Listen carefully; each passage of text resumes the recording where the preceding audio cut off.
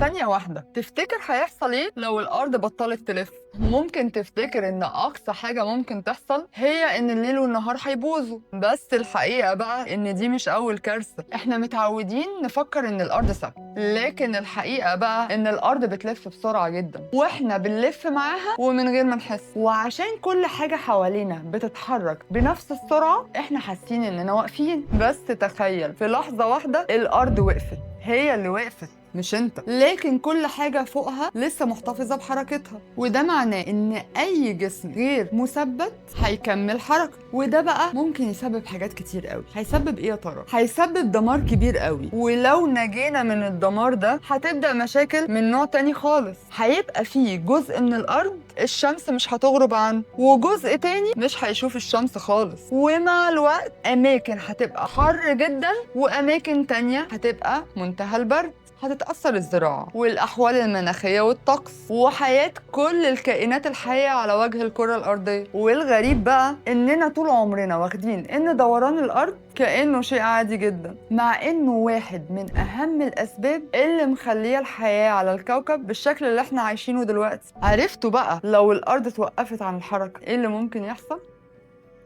السلام عليكم.